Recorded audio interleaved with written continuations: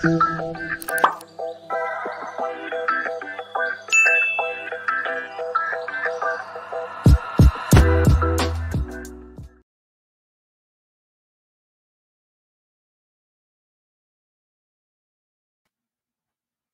everyone. So again, okay, finally, this is going to be like my first for the second season to really go on live. Yan, really pasensya na. Uh, but again, we are so grateful because for the season two, yan, nabibilit na ano pa ako. We are honored to have a lot of guests for the past few weeks. And again, I would like to thank everybody for both who have been subscribing and following the pages, particularly of Joff Solas and also of Day Day. So yun yung dalawang pages na nasimulan ko that was really long time ago. And then, as I really go to other platforms, fortunately, so lalo na pagdating sa podcast, baguhan lang ako, but I got really inspired because I know some of my friends who have been doing all and using this platform for so long. And for me, it's really just a matter of expanding my platform of my content as well, since as you all know that I've been doing a lot of blogging since 2009. And ngayon, we've been getting a lot of our friends to probably guest for us. Kaya hindi ko kasi masyado pa na monitor. But again, I am just really grateful for a lot of people who have been joining me for these endeavors.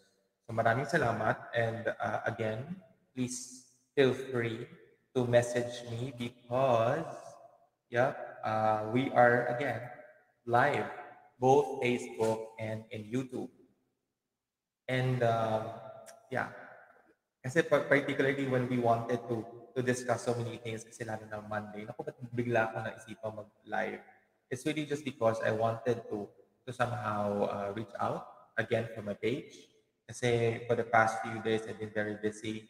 So, yung mga videos ko, actually, those were done ahead of time para hindi tayo magkaroon ng mga problema. But again, thank you so much for those people who have been very supportive of us.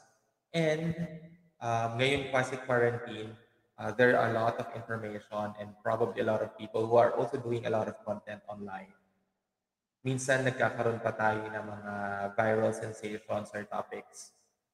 Perhaps I just really wanted to keep light on those issues, but at the same time, I also wanted to provide more avenue for for a lot of people to find something that information that they could use for. And again, this is surprise hello. Biglaan. This is the first time that I'll be doing the Facebook Live and YouTube Live at the same time. Kasi for the past few episodes, puro ako mga guest natin. Ang hirap, no? Especially when you're doing it live. Marami tayo mga factors na kino-consider such as the stability of the internet connection, the time and the schedule of the people who we really wanted to have in our program. But again, thank you.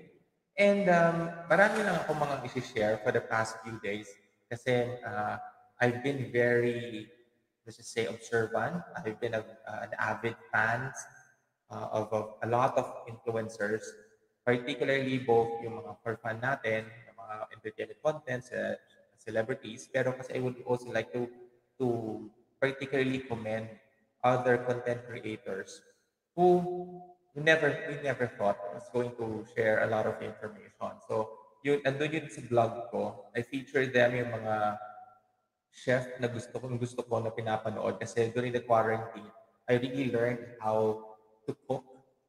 As you all know, I came from the hotel industry. Tapos, I'm being very much involved in the menu. And eventually, what I've been doing is really to be more critical, but again, be more assisting as well to our, let's say, to the restaurateurs, para we make sure that the guests will be enjoying their stay and particularly the experience while they are dining in. And yun. Kaya siguro makikita nyo, I've been an active contributor in TripAdvisor, lalo na sa mga restaurants and destinations when it comes to food. Hindi na masyado nahalata. But for the past few days and weeks, again, I would like to thank yung mga Chef RV, Chef um, Jeremy, sina, uh, sino ba to? Yung favorite ko si Simple, si Mike Tato. And yeah, syempre Julian is there, Erwin Yusa was also there in the list. But again, the three rest assured yung mga yun, I don't know them personally, except for Mike Tato. But I really like their content. It was able to provide me a good information on how to prepare. It's totally zero ang aking knowledge. Again, aside from that, I went to other content creators such as the doctors. So dyan nakita ko yung mga, of course, nandiyan sila Skin Sensei, Ewan Love, pero nandun pa yung mga sila Doc Adam, di ba? And sino pa ba to? Yung si Doc Rex. Tapos, I've been very much thankful of their content because they're doctors, they're definitely very busy, but at the same time, they give us a lot of information, lalo na during this time wherein we have to be more informed of the pandemic, particularly about COVID-19. And since there's a lot of fake news or misinformation circulating online, it is also my objective and intention to share the reliable information that we could really do. So ngayon, ano pa bang mga nagiging gusto natin, particularly doon sa mga hobbies natin, entertainment for the past weeks. So alam nyo na I've been very much involved in BL series. So tuntua ako. At the same time, I'm still continuing my support. Kudos to Direct Kabigting because of his diving into love.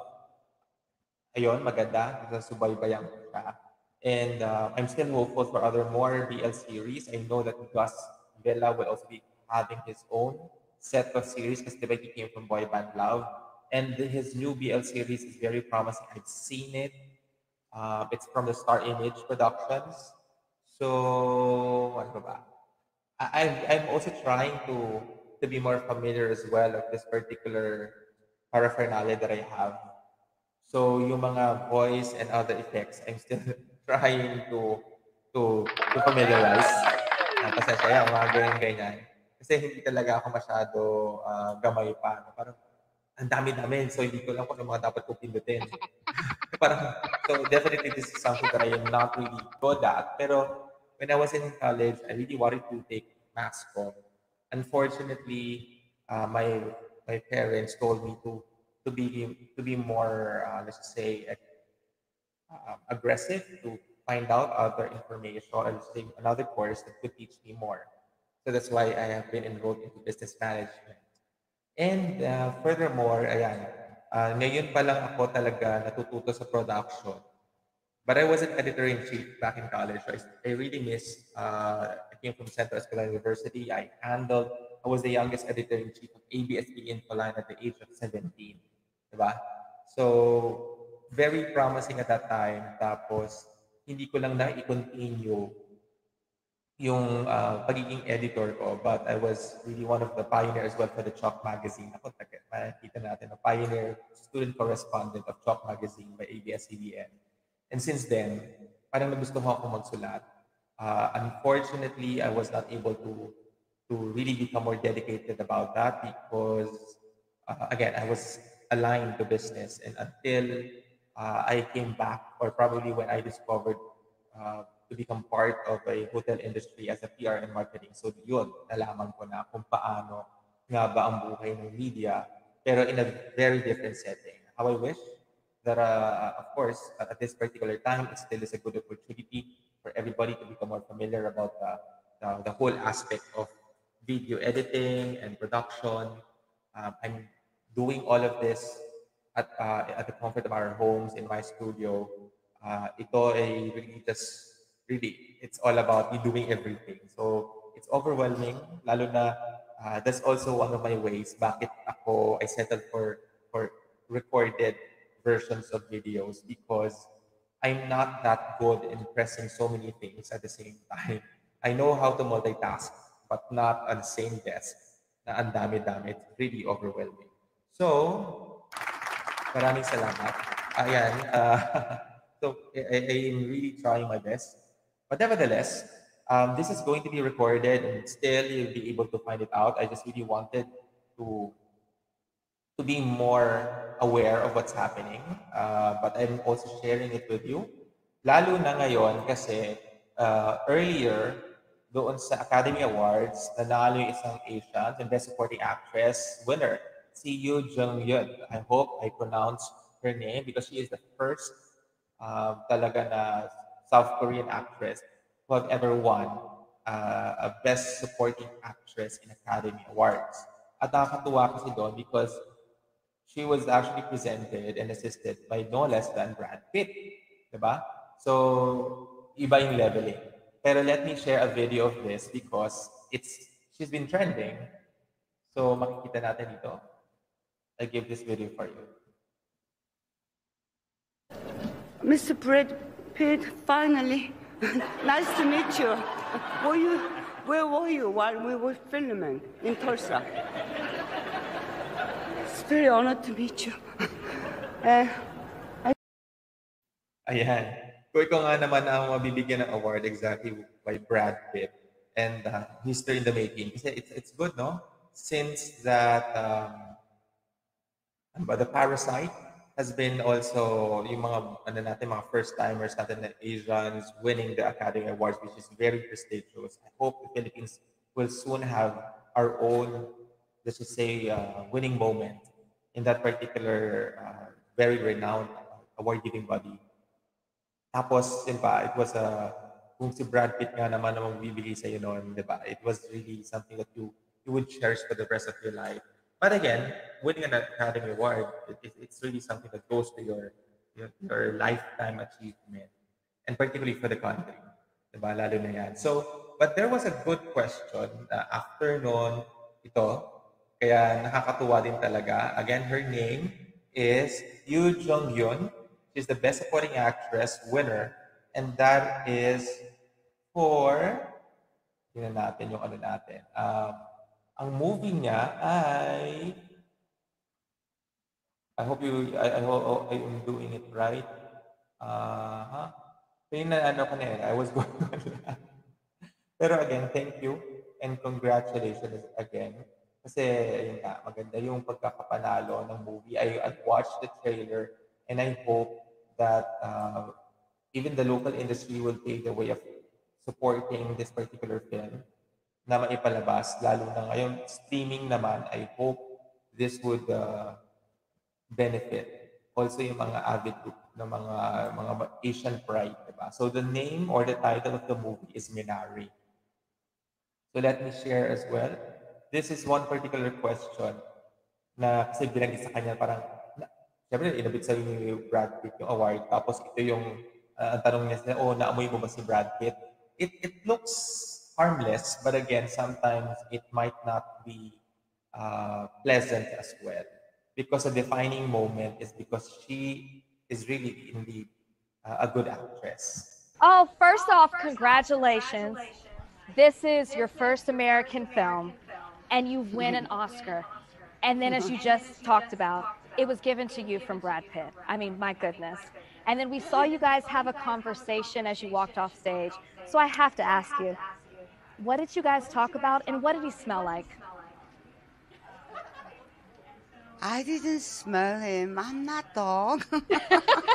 I didn't smell him. No. Well, I've been watching him. When was his first movie? With that, he was young and with that.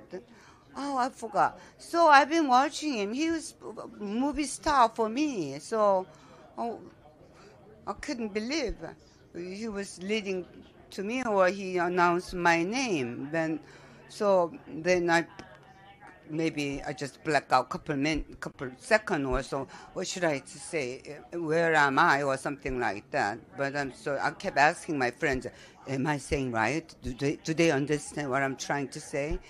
Something like this. I'm still not myself. So don't ask me too many questions, please. Yeah, she was very candid as well. At least she was able to answer the question in a very nice way. She didn't dismiss whoever asked that kind of. Di ba parang sometimes it meant to be harmless. Alam ko na maraming mga journals natin nagkaroon din ng unfortunate event. Lalo na yung recently this community pantry, di ba? Again, there are so many, nobody's perfect. Sometimes when you go to a particular situation and then you are, sakto ganyan kanina, parang nag-blank out na siya. So, I guess it goes to anybody na if it comes to you, sometimes if there is like an extreme emotion and you totally don't anticipate anything and you've been thrown with a question, sometimes it might not be a good or sensible one. Pero at least nagkakaroon ng magandang let's say interaction pa rin. Yun, yung nga yung mga past events natin, mga ano pa yan, respected journalists and reporters. And still, they made a mistake, but the good thing is that they also asked for forgiveness.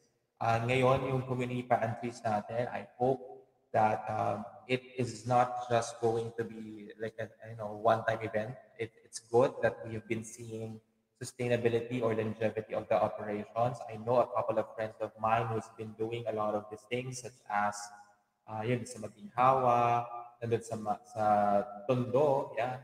Tapos nandun din sa other parts of Quezon City, the LGBTQ plus party list. Again, congratulations to a lot of you guys. I know in Bulacan as well. At meron ako pinost dito sa mismong Facebook page ko. Because unfortunately, there are some politicians who are riding to the situation, and which we find very irresponsible is for them to take credit out of the goodwill of other people, such as, syempre, we all do know that the things that they've been giving away are not really from them. It's actually from people like us who've been contributing and been helping and reaching out. So yung mga community pantries natin, again, congratulations to you. I know there has been a lot of issues about certain red tagging, but it's good.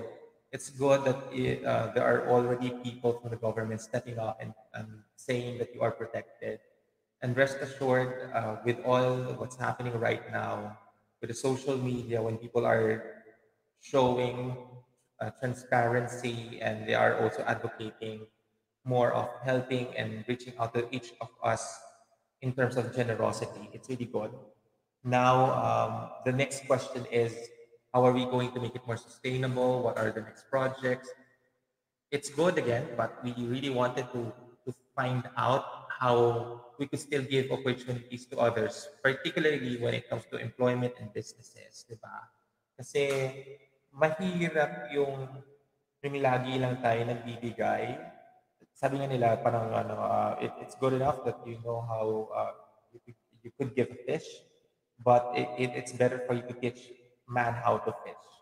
And especially during this time, it's good that we also provide more sustainability and opportunity of employment and let's just say hope, education, kasi maraming mga bagay na hindi pa rin nabibigay.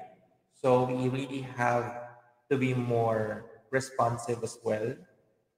We also have to be more accountable of our actions. Kasi syempre, we still have to encourage everybody to have that enthusiasm and hope that once we have given them opportunity, they would sustain it and at least somehow to replicate and extend the same benefits to others. Yung mga nabibigyan natin ng mga tulong during the community pantries, I hope that, it's actually parang how do you find it? It might be not good to take photos kasi syempre, diba, sabi nga nila yung mga nagte-trending before. If you want to give somebody extend a help, don't put it in like don't document it and show it to the public kasi sometimes you have to be more sensitive as well of where these people are coming from. Hindi naman nila ginusto to, yung mga nangyari to. At pag na-picturean sila o na-video tapos eventually nakascape, it might somehow demoralize. But I mean, these people meant, we mean good when we wanted to help and document it. Probably we're asking for support for more supplies to come in. But again, somehow, sana lang, meron pang mga pagkakataon na merong bagay or let's just say help that could sustain it further. I know that everybody's looking for somehow the businesses to really to invigorate more. However, kasi we still are looking at the progress of vaccination, and we see that according to the CDC or the Department of Health, at least 70% of the total population, in order daw na parang mas maganda kumaga parang mas healthier ang society ay ang ma-vaccinate ng COVID-19. And while we are still waiting for that, we have some of our friends from the Philippine colleges of physicians, the PCP, now are also advocating and encouraging more Filipinos, or actually more people all over the world, to really avail of the COVID-19 vaccination. Kasi sabi nga nila, although you might discover some risk, it always outweighs the risk. Kasi if you get yourself vaccinated, you always be going to be protected. Nakakatuwa that people who are with comorbidities are taking the opportunities, pero alam ko marami pa rin mga tao na hindi pa rin nagpapavaccine and not comfortable. We, and particularly I myself, is really encouraging you to take the vaccine because it's better than nothing. Diba? Again, in a better situation, we would like to see ourselves and meet our loved ones in a better condition. Sana nga maging mas okay. Sana yung mga vaccination programs natin ay mas ma-roll out pa sa mas maraming mga tao. Because we're looking forward to more critical, or let's just say important events such as the 2022 national elections. So, ayun, a couple of weeks ago, I was fortunate to have our spokesperson for the COMELEC, Mr. James Jimenez, and thank you for that. It's also somehow, it kind of worries me because there are a lot of situations that we still have to prepare for the national elections. But again, we just really wanted to appeal to everybody, for those who haven't yet registered for the elections, please do. Um, Again, we still have until September of this year to register for the elections. And what else? Um, Meron pa kasi mga filing of candidacy that will happen in October. So I'm also giving support to some of my colleagues and friends who are aspiring to become members, diba, of the government. Ako I really do pray. Alam ko na marami tayong mga hinaing sa ating administrasyon. And I really do hope that change kasi also stands or comes from our own initiatives. If we find better deserving people or leaders who could take the challenge of leading our communities, kahit barangay level lang yan, or to the lowest ranks, no such thing is not important kasi nakita naman natin, no, itong panahon ng pandemic, we were really asking and relying to our barangay captains.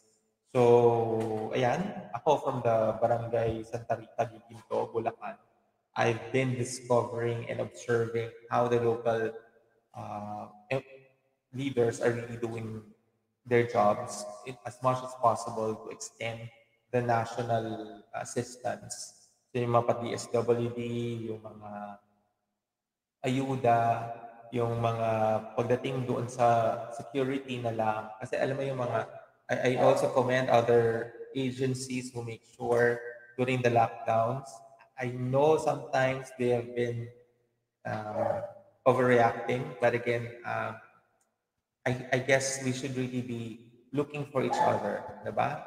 As long as we still have the privilege or the right to document and still make a complaint, maganda yan. Hanggat meron pa rin tayong karapatan at may karapatan na dapat tinatamasa at naoobserbahan, I think we're still in a good situation. Forgive me, my dogs are it's kind of nice. But again, natutuwa ako because we are looking and learning so many things these days, particularly on how to empower ourselves online. So, again, yung mga nakikita natin, I really still is, nakikita ninyo yung aking schedule, Think Smarter, Fridays at 9 p.m., Day, Thursday at 8 p.m. Please do watch and support. I've been getting a lot of sa Day naman for this particular week, I got both Geraldine Silva and Derek um, for the Quarren Flakes. So maraming salamat. Kapangalan ko pa yung JM Productions, si Joff, at as in the same spelling. We do have. We share. So, kakaiba yun. So, I wanted to support lalo na yung mga independent productions natin because we know that it's not easy to come up with a story, but if you come up with a better execution, I try to discourage or somehow prevent myself from overreacting. If I find something that is not that good, as much as possible, I reach out. I try to become more decent. Alam mo yun, no? Mahirap yung gano'n. Madali kasi magreklamo, pero lalo na kung private, it's better that we help each other to learn and improve things. So, ganun ako. So, if I find something that is lacking or they could still have rooms for improvement, I still try to reach out and then send my message. For the past, ayun, hindi ko naman babanggitin sa inyo kasi meron tayong mga kaibigan, mga influencers din who got, let's just say, who've been called out. And I hope that they have learned their lessons very well. Meron mga sitwasyon na I was trying to protect them. And still is, because, we're a friend. Ako kasi, lalo na yung mga ibang tao na it's easy for them to call out and then eventually cancel. Pero naisip ko kasi parang, di ba magkakaibigan naman tayo online? I mean, not even online. At least, you know me as a person. Ano ba naman yung mag-message ka, reach out? Di ba? I guess, yung nga sabi nga nila, it's more important, kumbaga, it, to be kinder than just to be right. So, kasi if you know that person, at the end of the day, you also have to know exactly where he is coming or she is coming from. Kasi at the end of the day, you wanted to correct the situation. Pero kasi ang mga tao, may kanya-kanyang ano yan reaction to a stimulus. I don't want to talk about psychology, but it's really something that people react differently and behave differently because they have their own values and morals.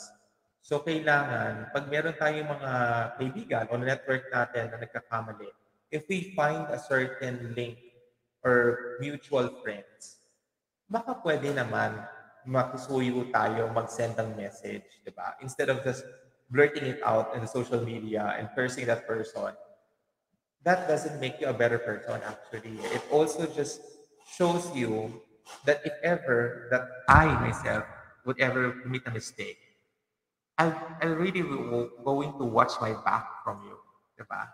And you don't want me to do that as well if ever that you commit the mistake. Kasi kumbaga, kailangan should really be watching each other's back. And if ever that there are some situations, kasi nobody's perfect, diba? So if ever that you've been wrong or you were wrong, I think people should still be able to reach out. Kasi kaya nga that's the main thought or idea of social media and the, Facebook, because we're connected as friends. So we try to reach out or we find ways, better solutions to communicate our sentiments or our message in a proper way. Kaya nga nandyan yung message, di ba? Kaya ka merong message or chat box because you wanted to be more discreet and, just posting it out there. Kasi hindi naman kailangan maging sensational din yung pagbibigay mo ng advice. Ngayon, what if that person didn't listen? Again, people have choice. Kasi meron din, again, different reactions. But if that is really coming from a person that you know, yun. So, hello, Gilbert. Makasama ko to sa sa mall field. Biglaan to. Salamat, hello. Sagot ako ngayon. Ha? Kasi for the past few days din kasi or events, hindi talaga live yung ko. I was telling everybody earlier because it was somehow overwhelming for me to go and to maneuver all of my paraphernalia. To tell you honestly, like I said, I'm more comfortable of being, going through the recording. I'm not really that kind of a person who speaks out in terms of doing a live show or live streaming. but it's really more of that's why I opted to come up with my own recorded versions. That so if ever that you made some comments and you were expecting me to reply at that moment, unfortunately, please forgive me for that. I am really trying to somehow assess my kind of behavior. For the past few weeks, I also tried to monitor as well on how frequent I would be able to come up with the content online. So that's why I started first with a free version of StreamYard, then until I started paying for the premium status because I really wanted to maximize the opportunity, and again, I also wanted to be more conservative as well. And during this time, you just really have to be smarter on how you spend. I know this is kind of fun. This it's good, but at the same time, it's also nerve wracking because, like I said, before I've been doing a lot of my seminars, or now I've been to well, I used to have my webinars when I still when I was still teaching online classes. But this is different because I'm coming up with my own content and still reaching out, and then sometimes my content may not necessarily be about my expertise, but it is about opinion that I come and I observe online. Such as earlier, the video that I shared with you is from the recent concluded Academy Awards, as may Asian tayo. So maraming salamat again. Thanks, Gilbert. Yes, we'll always support you. Oo, at kasi ano ba, gusto ko sana magsabi about mga logistics and shipping line. Kaya lang feeling ko, baka masyadong heavy. But if you wanted to learn more about logistics and supply and demands, I encourage you to go to YouTube. And also, I go to podcasts. And then it's about the logistics. Ganun lang naman yon. Because like I've said, I've pivoted from hotel and tourism to logistics these days because I saw, digital marketing is really going to be beneficial to a lot of people. So just make sure you know exactly what you're doing. So maraming salamat, Gilbert. And Bert was really helpful, lalo na yung pagbalik ko agad sa shipping. Naalala ko yung that was my first job. I was a fresh graduate, and then bigla na lang sa mga barko, no? Diba? It was the operations. If I could still recall, that it was MOL Philippines. No, Bert. Kamusta? I really wanted to meet the people. Kasi I've been visiting the mall logistics in Cheche for a couple of maraming beses na rin, ha. Punta pa ako ng Paranaque. But again, the shipping has always been close to my heart because yeah, my last name is Solas. Diba? Safety of life at sea. Kaya yung mga Hapon, diba? Tsaka mga Koreano, I mean, I don't have to introduce myself because like I said, my Solas is actually very well known. So, yun. I wanted to, actually, probably I'll give some time to guest some of my friends from the shipping lines and logistics. Masyado nga lang magiging heavy. Pero alam mo, importante yan kasi lalo na ngayon for those who are into business of e-commerce, di ba? Sino mga naglalazada dyan, Zalora, they always have to think of, syempre, hindi naman basta online, click-click lang yan. You have to really enjoy the actual material at makakarating lang yan sa'yo kung dumating.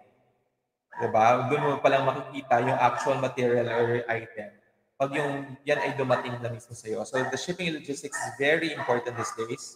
So that's why I'm trying to, good thing na lang that the industry still is whatever I found out or learned since couple of years ago, that was in 2004, diba?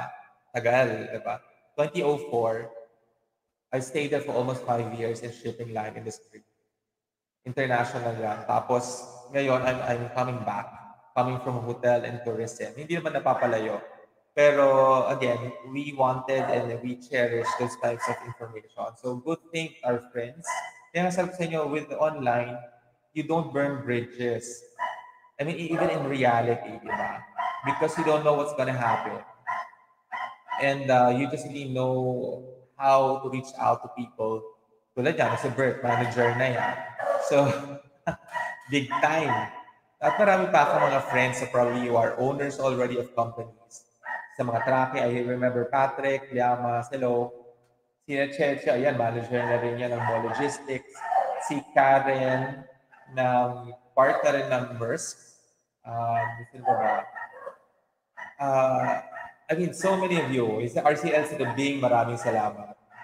Ako lang naman ang nangungulit dito ngayon online because again, I got bored. But at the same time, because I'm using my platform as well. So marami na ako mga, ayan, dahil natin pinag-usapan. So from the industry that I've been to, nakikita nyo dito yan sa page ko sa Facebook ng Joff Solas. And also, you go to my website, which is Joff Solas. At you could also now type my full name, ha? Nabili ko na yung domains. joffreysolas.com. Kung hindi naman challenge ang pag-spelling sa inyo, Joff Solas is also good enough.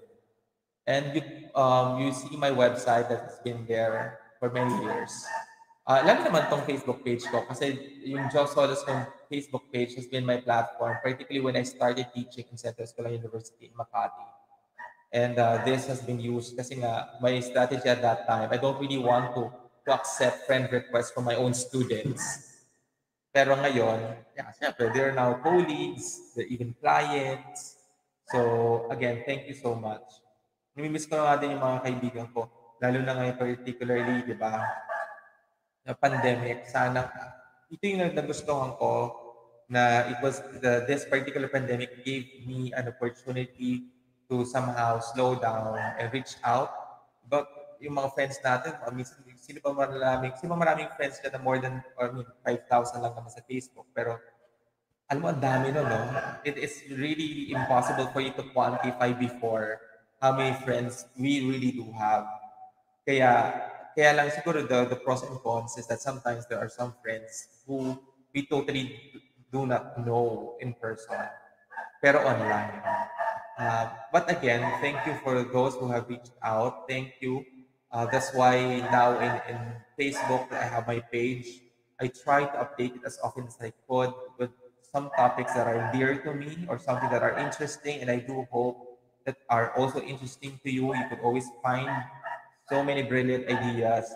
Again, my real intention of going online is really to provide more sensible stuff, but somehow to put element of fun because there's so many information right now online that sometimes they are meant to deceive or misinform.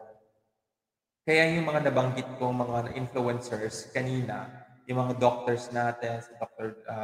Dex, si Dr. Adam, um, marami pa sila na Win Love, sina yung mga chef natin sa Tatong. I mean, they are reliable people so that whenever they say something or post something online, kaya I'm really an avid fan. I try to subscribe and kung meron silang mga join doon sa ano nila to support, I am also a subscriber para somehow to support with a small amount at paano we still encourage content creators to do the same.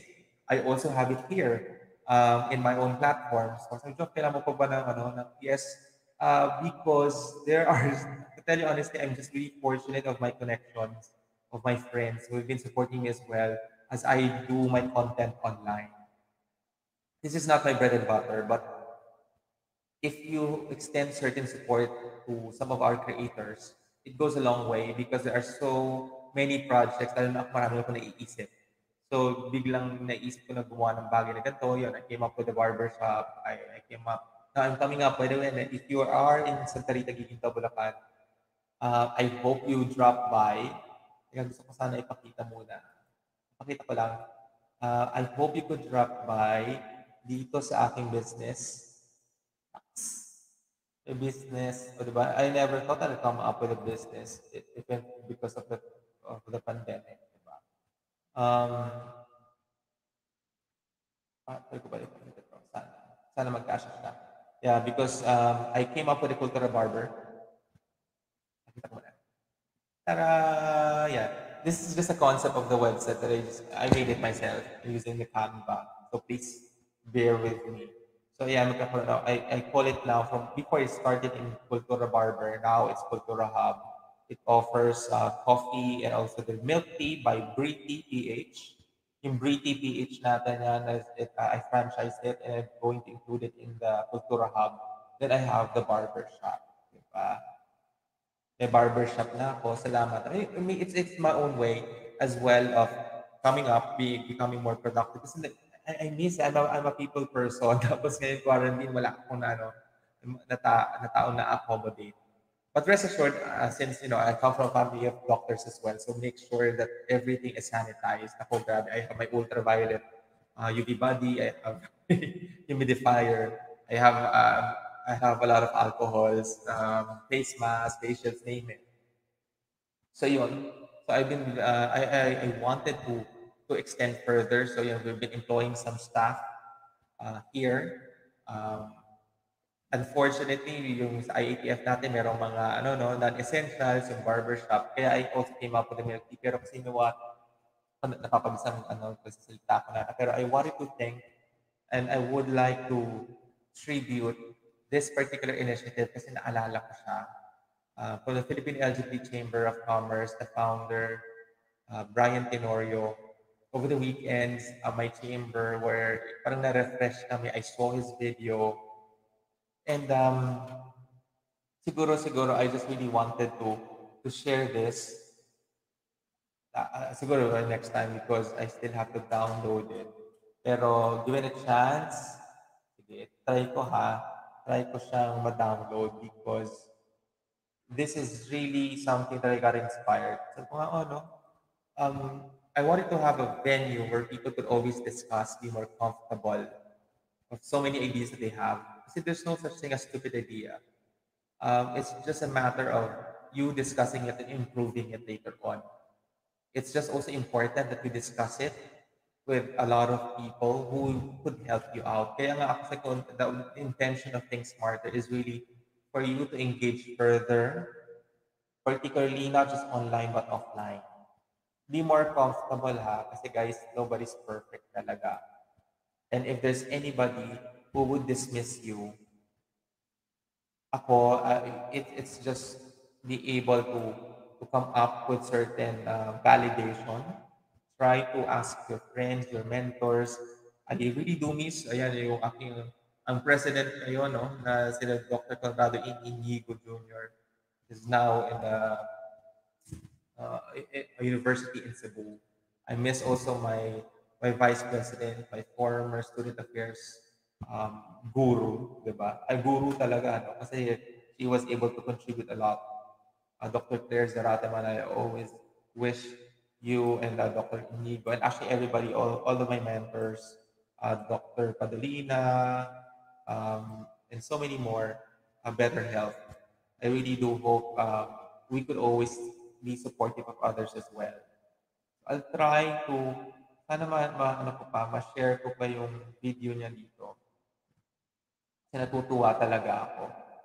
Please also do watch yung project ng V81 Radio Manila with the Philippine LGBT Chamber of Commerce, Ron, Angel, Romero, Attorney Kino. And I'll try to get this video. Sana makuha ko siya. But if not, wala lang, sana pa rin. Um, and I hope to share it with you. This is a very inspiring message na napapaisip din ako na I wanted nga sana anybody was able and fortunate enough to meet inspiring people once in a lifetime, di ba? Ako natutuwa ako dahil marami akong na-meet na mga tao na talagang very inspiring. So let me just share this, especially if you find yourself totally out of place. Ako in this particular video, nako, wala akong intention, no, pero nakikita niyo naman madaldal talaga ako. Marami na tayong napag-usapan for 1 hour. Dinaig ko pa yung meron akong guest. So I will be sharing a particular video with Brian Tenorio. It happened it was the last chamber talks that we had doon sa isang restaurant ng friend namin. Again, thank you doon sa Papua Bistro, sa Angel. I'll be sharing this because I wanted to inspire you as well, especially for those who find themselves in a different light. If you feel that you are misunderstood, if you are afraid to step up, sabi nga niya dito, ako, you, you, you step out, you step up, and so that we could stand out. Okay? This is a video of our late founder, Ryan Pinor. I didn't expect to say anything, but in the last few months, it's because I have a new definition of things. I look forward more to the future, and I like talking about more of the future than the past. So, beyond that, I would want to just stress two things. The first one is 2020 is a very beautiful deal for LGBT and gender diversity in the world, actually. It used to be the former horizon for a lot of things in the last few decades. Everyone talks about 2020, but now that it's at our doorstep, the idea is the next one is 2050. So 2020 is a great time to start new things and revitalize conversations. Because of that, I think I would like to, not because it just happened recently, but it's always a great topic, leadership from Miss Universe. I think one issue that was discussed recently was there has to be more a better understanding of leadership and a better commitment to leadership from the LGBT sector. So we want more people to stand out and stand up as leaders and to just be more out there in leadership positions or other forms of other elements of leadership. Yeah. So we want to do that for next year. You can be a leader of yourself, you can be a leader of your group or of people in general, or a leader of ideas. That's great too. But as long as you step up, and step out and stand out because of that, it becomes a more meaningful scenario. So again, I think that the title, because I stepped down recently already since September, past chair, you can say ex-chair, sounds like ex-boyfriend, ex-chair or past chair. But also I think it's a good time to say that we are having an election, or how the board determines it. For new leadership next year, let them figure it out because they know what to do. I don't know the conversation so much anymore. But we're looking at a very meaningful and powerful 2020.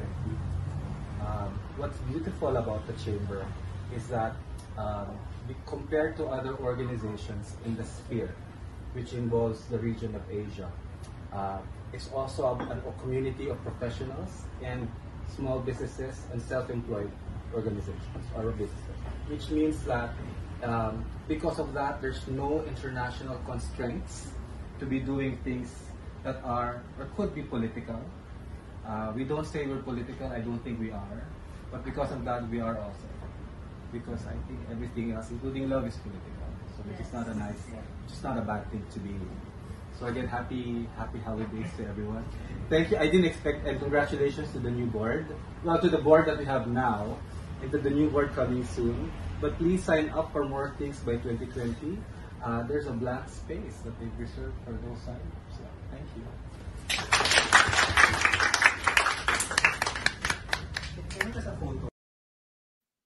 Yeah. Yun nga. So he's stepped down last September 2019 and he's come to his illness. So actually that 2020 was truly an unfortunate event, particularly not just because he's part of the chamber, but he's also one of the dearest friends that I have. Actually, ako kasi with those types of situations or events, I really decline.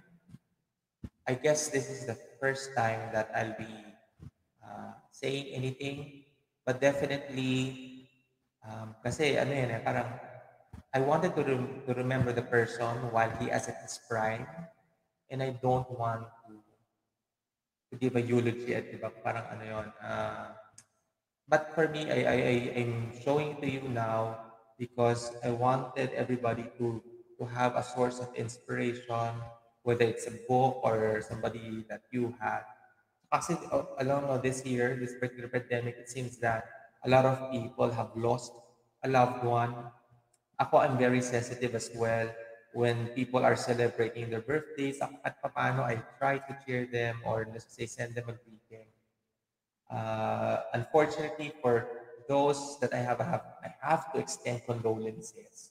I really do mean well, but I hope I could have message you in a different manner, under different situation. So like he said, so people like us or anybody right now at this particular situation, if you have brilliant ideas, you really have to step out of your comfort zones, be more certain, be well prepared. You step up because if it means that you have to persevere, initiate a lot of actions or investment, please do because later on you really have to stand out in a way that when people are losing hope, when people are looking for inspiration, you are there. You easily be found. Kasi if ever that they'll be finding someone else that might not be of a good influence to them, it might create a certain uncertainty of instead of trying to unite everybody and produce a better effect or impact to our society. Like I've said, if for example, if you know a person who is a strong potential to lead our community, whether it's local or to the national, let's encourage and support them. You'll be seeing me to support certain figures, personalities, or groups, not because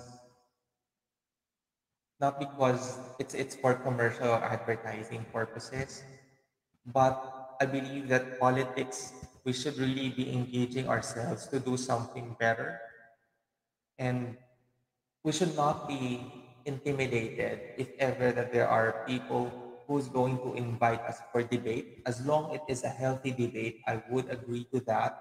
However, if you're just going to dismiss my ideas and make it somehow find it a way to humiliate me or anybody else, I would definitely try to to put a different facade so that later on you'll find out that there are people who could really go against a certain person or an idea. So, ganun lang yun. Again, thank you so much. I mean, I don't really want it to make it more somehow sad, but I got affected. That's one of my reasons why somehow I don't really deal personally to some unfortunate events because I really get affected. But nevertheless, we find certain situations to inspire a lot of people. Ako, again, I would like to end this video or this live stream, both on my Facebook and YouTube, of encouraging everybody to find inspiring people or ideas, not just online. Talk to more people while they're still there, by your parents, your teachers, say hi to them, to your classmates, and share more good vibes online, okay? And if ever that you are confronted by unfavorable situations, always reach out to the best person that you could trust or rely on. Okay? So again, thank you so much for staying with me, for watching all throughout this particular show. Feel free to like and share. Maraming salamat po.